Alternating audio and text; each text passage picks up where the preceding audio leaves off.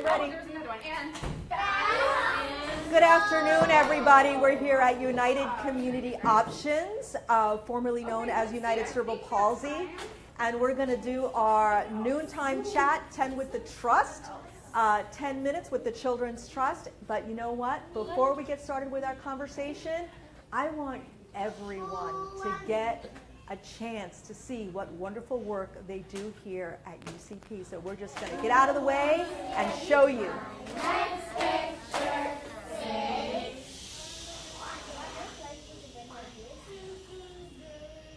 Alyssa. yay! Come on, Alyssa. We're going to. Ooh. Thank you. All right, we ready to move our bodies? Okay. Make sure they're warmed up. They're ready to go. And stretch out those arms.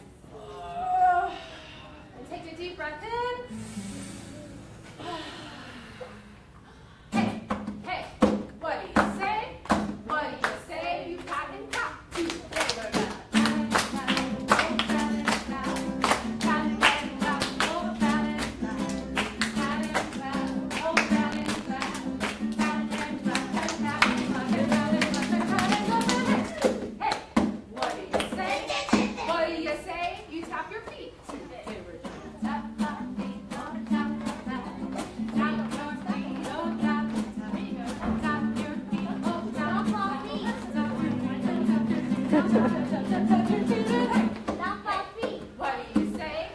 What do you say we move like villains?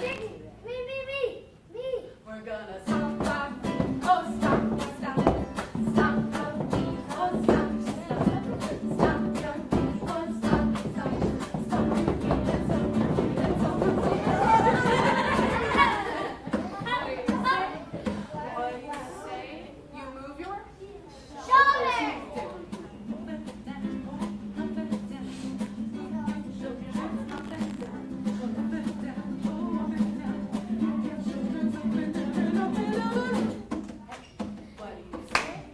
What do you say? We move like Brian.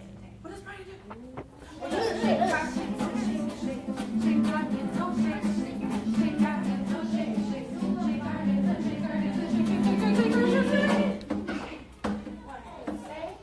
What do you say we move like Brian?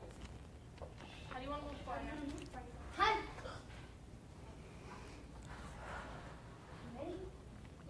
Rock our body side to side. Rock our body side to side.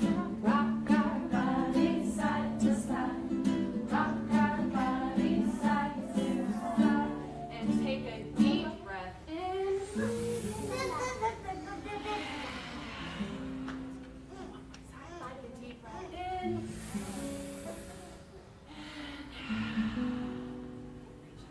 Thank you so much. Thank you so much, everybody.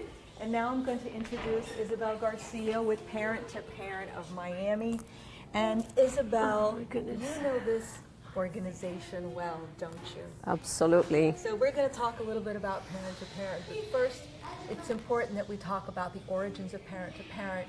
And that really starts with your story and your deep connection to this organization. Absolutely. 34 years ago, I had a little girl that suffered brain damage during delivery, and she was diagnosed with cerebral palsy. Our first contact when we moved to Florida in 1983 was United Cerebral Palsy. And the interventions that Daniela received early on allowed us to move to Miami in 1986 with a better path, with an augmentative communication device so that she could communicate, and that just set the tone for us. So this is very emotional and very personal to me. I'm sure it is. You know, it's interesting because this year, this organization has been selected as one of 3 programs of the year by the Children's Trust and will be honored at our annual Champions for Children Awards ceremony on August the 25th at Jungle Island. So it's really wonderful that they have been able to do their great work all these many years. How did what they do help your daughter? Well, at the beginning, they came home and the interventions were home. By the time Daniela was 9 months old, we finally made it into the program and she was in their full day program.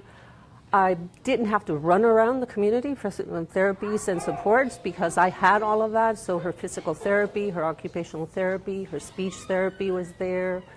The personal family supports were there as well. It's very difficult for families when they're first told that their children have some type of developmental delay, how to manage those delays at home. So the therapist would come home, helped us with the crib. She slept in a hammock made out of sheets and bunnies and toys, so totally different.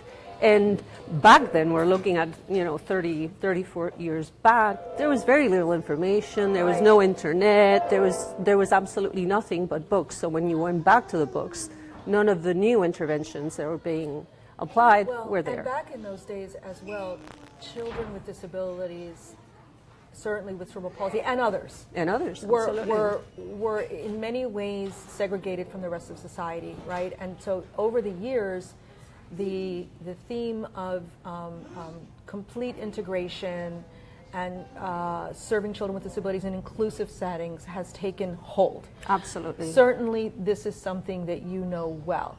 And it's something that the Children's Trust absolutely embraces. And now this organization is now practicing what we call reverse inclusion, right? A program that created to serve only children with disabilities and now is receiving and serving children who don't have a disability, but serving everybody all at the same time. Why is that important? It's important for many reasons. Some of our kids really need the special interventions that only people that have experience in providing those interventions can give. And I think that's what's unique with UCP, now UCO. Early on, it wasn't just about. So they have been serving all types of disabilities for many years. Their focus was never just cerebral palsy. Right. So this type of intervention, along with their typical peers, allows them to just do better in general. On the other hand, it helps the other kids become acquainted with kids that are different, and they learn to embrace that different is good. And that there are a lot of different people in the world, that we all have to learn how to live together and understand each other, right? Absolutely. And the fact that you are nonverbal doesn't mean that you don't understand. The fact that you can't walk doesn't mean that you can't actually go in and be in the play yard. And the fact that you have many limitations does not mean that you will not be able to be successful in the community. And I think this is where the trust, when it first started, stepped up to the plate and included our children in every aspect of their work. Tell me a little bit about the mission of Parent to Parent, and certainly your life experience led you to create it. Tell me about the mission of Parent to Parent and how you try to help folks. Well, Parent to Parent was founded in 1986. We had just moved to Miami when that happened. I didn't connect with Parent to Parent until 1989.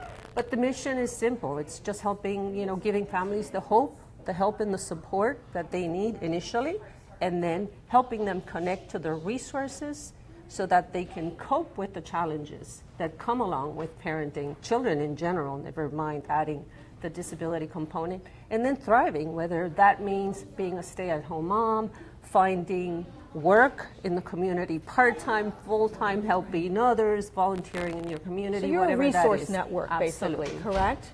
And I know that you help parents, you teach them how to advocate for their children, because a lot of times they don't know how to do that, right? Absolutely, especially in this community. You think that just because you've gone to school, you have a college degree, you're going to know how to navigate this very complicated system, and So early on, the organization noticed that the Hispanic families in our community were at a loss because there was basically no information about disability in Spanish. So one of the first initiatives was just to get the information translated, working with Modesto Abedi early on when he was a social worker. But you serve families in any language, correct? Any language. We're getting ready to wrap up, so I want you to tell people how they can reach you. Well, you can reach us by calling 305-271-9797. Please repeat that. 305-271-9797, and we will be happy to talk to you your website? and guide you. Our website is www.ptopmiami.org, and there's a lot of information in there, and we'll be happy to